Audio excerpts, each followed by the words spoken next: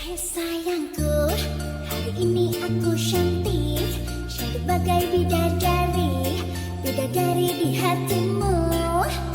Hei sayangku, perlakukanlah diriku seperti seorang ratu, ku ingin dimanja kamu.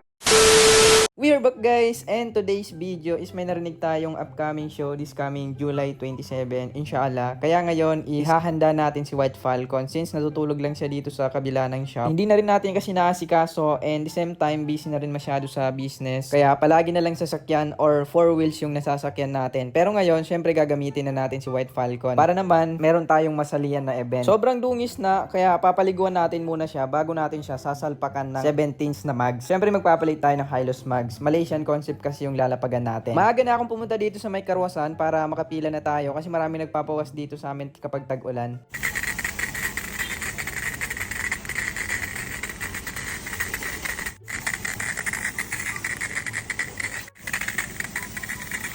Ayan, tapos na tayo and ngayon naman isasabunan natin para mabanlawan na natin. And then syempre, punas na para makabalik na tayo sa shop. And then masimulan na nating tanggalin yung mga mags niya. Syempre, papalitan natin.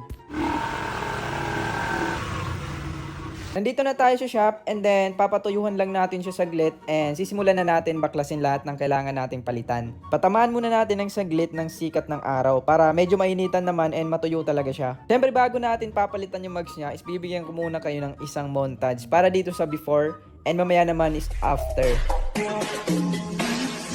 มีคำพูดน่าคิดอยู่คำหนึ่งว่าฐานของตึกคืออิฐฐานของชีวิตคือการศึกษา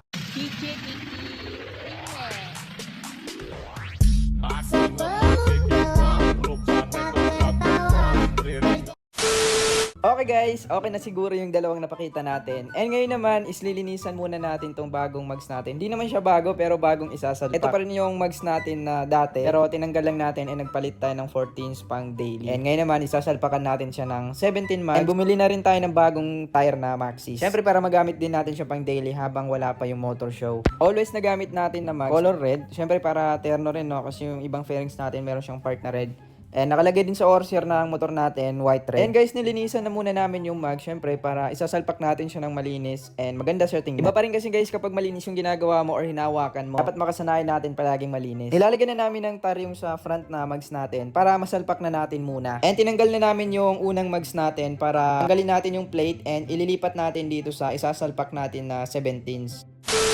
Ayan guys, natapos na natin yung sa front and ngayon naman is babaklasin natin yung swing arm natin. Syempre, ilalagay natin yung bagong mags. And magpapalit na rin tayo ng 305mm na YSSG wrist shock. So, papalitan natin yung nakalagay dito. TRC. 305mm din yan siya guys. Same lang sila. Ito guys, yung unang shock natin, white siya. White yung spring niya. And ngayon naman is eto na yung bagong nilagay natin. So, red na yung spring niya. Syempre, magkaiba pa rin sila ng quality and price. So, alam niyo na guys yung prices ng TRC suspension and YSSG wrist suspension kung magkano yung gap nila. So, kayo nang bahalang humusga. So, meron tayong bagong gawa dito na GR5 Titanium Itsalaya Burn. So, kung gusto nyo guys mag-order ng ganito or magpagawa, is dayo lang kayo sa shop or bili lang kayo sa Shopee natin kung malayo kayo dito sa amin. So, marami tayo guys available nyan sa Shopee.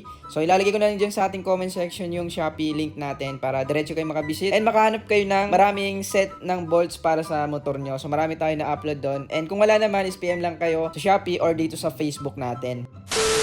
Ito guys yung unang mags natin and ngayon naman is meron tayong babaguhin pala. So kita nyo guys yung ano natin, suspension natin, nag-lower tayo and medyo malaki yung nabawas natin or napasok natin dyan. So para hindi siya sasagad, magma-magic lower tayo. So madali lang yan guys, i-adjust lang natin dun sa spring, puputulan lang natin yung spring para hindi maputulan yung inner tube natin. And guys, all done and konting linis na lang to para magawa natin ng montage. So wala naman masyado na bago, yung nalagay natin is yung dati pa rin na gamit natin. Pero inshallah magkakaroon pa tayo ng ibang pyesa para meron naman tayong pandagdag. So sa ngayon is mga nadagdag natin is bolt, master. So konti lang naman, parang halos wala rin. Inshallah sana tuloy-tuloy lang yung biyaya natin and lakas ng benta natin sa Shopee and sa GR5 dito sa shop. Para syempre magkaroon din tayo ng iba't ibang pangarap natin na pyesa. So wag tayong mawawala ng pag-asa habang nabubuhay tayo. So ngayon guys is eto, tapos na nga yung project natin today and ngayon naman is isang montage na lang para matapos yung video natin.